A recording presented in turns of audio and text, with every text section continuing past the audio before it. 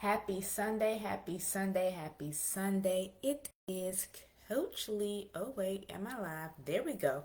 Happy Sunday, happy Sunday, happy Sunday. It is Coach Lee, your productivity and accountability coach, here for another Sunday of, you've guessed it, Success Starter Series. Y'all know we go live each and every Sunday where we talk about different tips and tools to help you to set your week up for success. Because in doing the work to set your week up for success, you're ultimately doing the work to set your life up for success. And as your productivity and accountability coach, I'm all about empowering women, especially those in corporate, to master and understand time management so they can balance life, balance work, can make progress, get where it is they're looking to go in work, in business, and in life without neglecting one or the other, because work-life balance is possible. It is a possibility, and it is something for you. Hey, Angel, how are you? Happy Sunday. Happy Sunday. All right, so as we dive in today, we're talking about systems for success.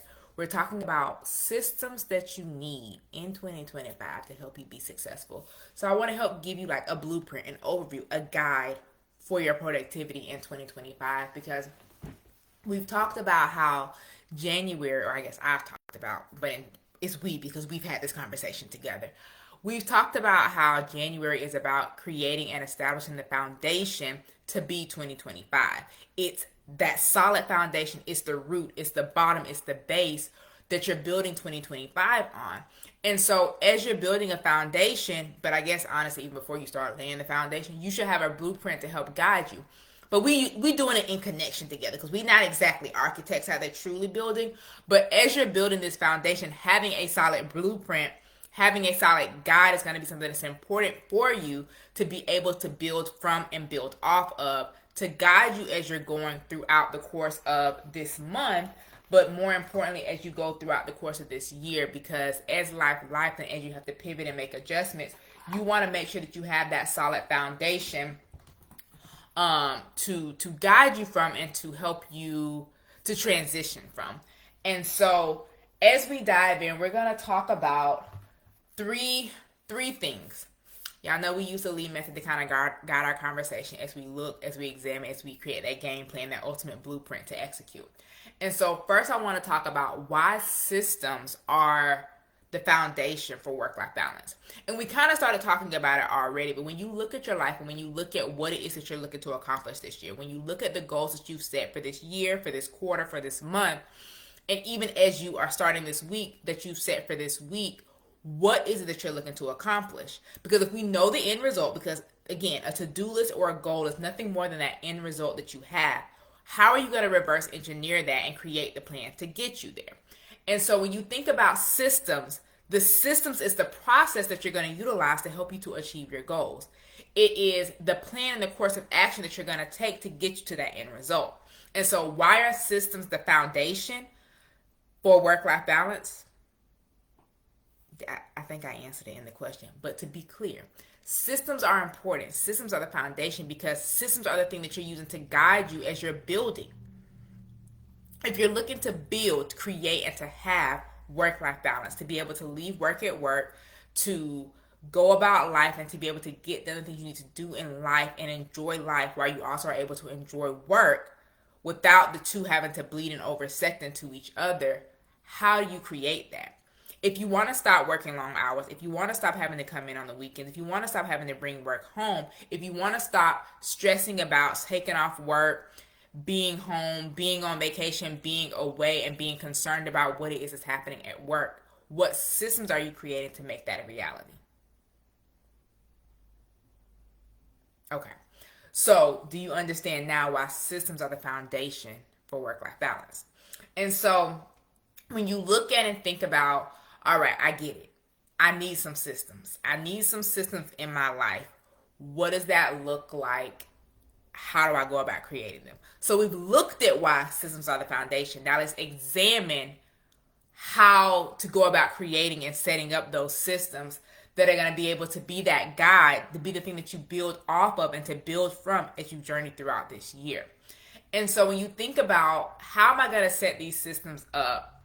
How am I going to create this game plan to help me to be successful? How am I going to get to this end result? That's where we start developing this blueprint, because we know the end result. We know we want to have this beautiful life, this life that's balanced, that, you're not devoting all to work. You're not neglecting work for your personal life. You're not bleeding into each other in that sense. So we know the end result. We want this beautiful life, this beautiful house, if we're talking about blueprints. What do I need to have this whole picture, this whole version of that? And so when we think about setting up these systems, you want to think about the structure and the order that you need.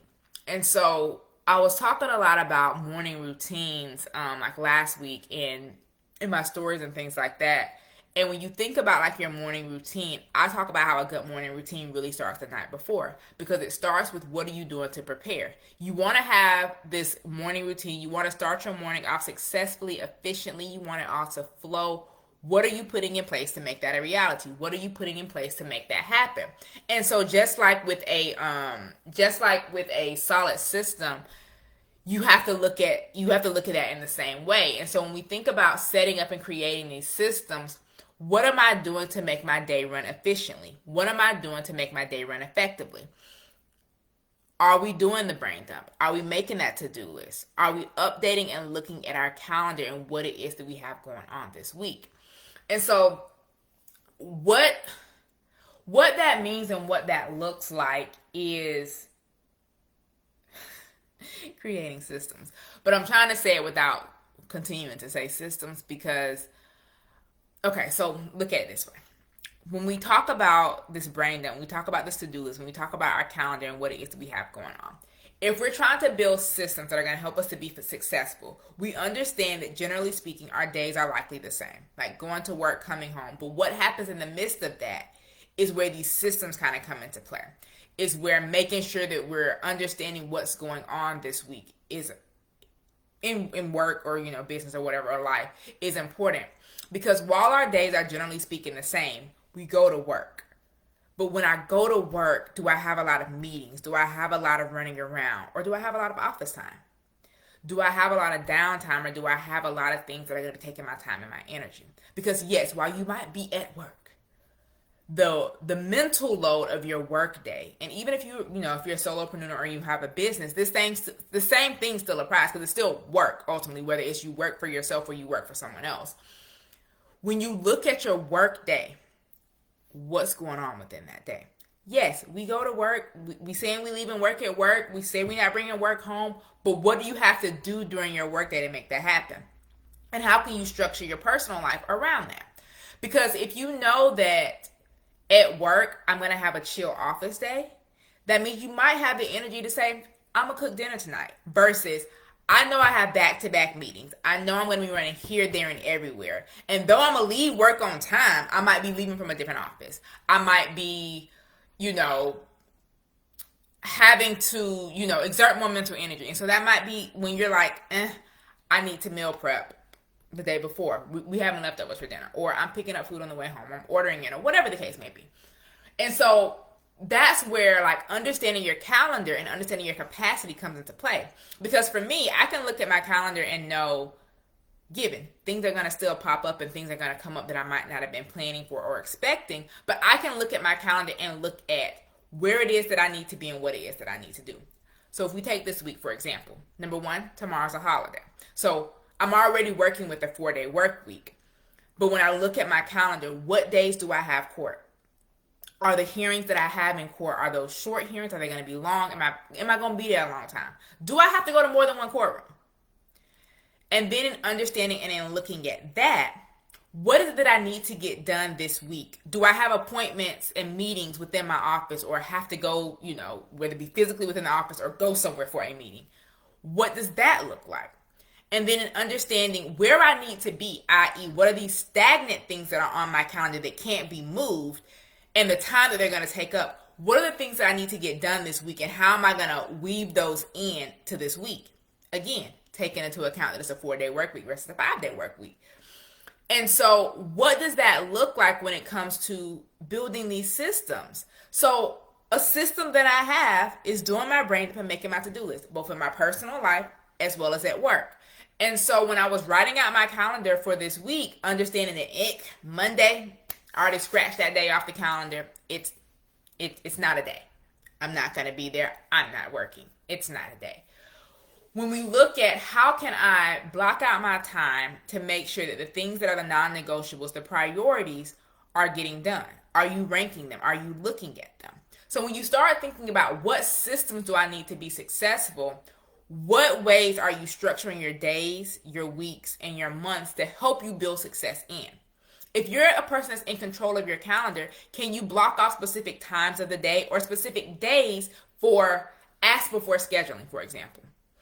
You need to ask me before you put something on my calendar during this time. And so then I can determine if the thing that you're asking me to put there is an emergency that needs to be placed there, or if this is something that I need to continue to be my time. So for example, I typically block Friday afternoons to be my ask before scheduling day. Because typically the goal is to work from home on a Friday. But if I can't work from home and I have to be in the office, the goal is that my Friday afternoons are for me to catch up for anything that I didn't get done that I needed to get done this week from earlier in the week, as well as making sure I have that time to do my brain dump, make my to-do list, prepare myself for the next week, running my dockets, getting everything all organized so that when I come into work on Monday, I'm ready to hit the ground running. And so when someone asks me like, hey, I need to schedule this on this day, or can I schedule this on this day, then I have the ability to say, oh, this person has court next week, schedule it. This is an emergency, schedule it. This isn't, it's not. They have court 2-3 months from now. We have time, we have space. Pull it to the next week. Or even to literally look and be like, hey, I got court next Friday. I'm already going to be here. Go ahead and schedule it for that day. So it gives me the space to say, where am I in this time frame to know how am I going to get things done or what things I need to get done to make that space and capacity for that. And so when you start thinking about what can you do to help make your life easier, those are the systems that you want to start putting into place. Where is it that you find yourself struggling? Where is it that you find yourself overwhelmed or stressed out? Those are the places that you want to start building in systems and looking for systems that will help make your life easier. Systems are, again, all about helping you to get to that end result without stress, without overwhelm, and in a way and in a role that's going to be efficient and effective for you. And so you think about what things happen repeatedly. You go to work every day. Maybe you have weekly meetings or a monthly meeting or a bi-weekly meeting or something. You have these recurring tasks that occur. How are you creating ways to maybe make them more efficient, make them more effective? Because the more often you have to do something or the more often you do something, the easier it is to build a system for it, because this is a thing that happens repeatedly. And so therefore, you're able to see what that pattern looks like. And so as you start thinking about setting up systems, again, you're looking at that end result and you're working to figure out how can I be more efficient, more effective, and do this with more ease. And so that's where you're really diving into that examination phase, because we understand it in the Lee method, that first E, the middle phase, that examination phase, is where you're really diving in and getting into that nitty gritty. This is where you're going to spend most of your time, because looking is that general overview. But when you really examine, you dive in deep. You're really trying to figure out what's worked, what hasn't, so that as you move on to that final stage and having that ultimate finished blueprint, that execution phase, you're able to look at that blueprint and say, I know exactly where this wall needs to go, that door needs to go, that socket needs to go. You know exactly where it is you need to do the things. You know exactly when it is you're going to work on that task. You know exactly when it is you're going to have your meetings. You know exactly when it is and where it is and how it is you're going to do these things, so that you can ultimately have that separation and you have this work-life balance. You have these ways in which life and work and all the things are working for you to the best of your ability.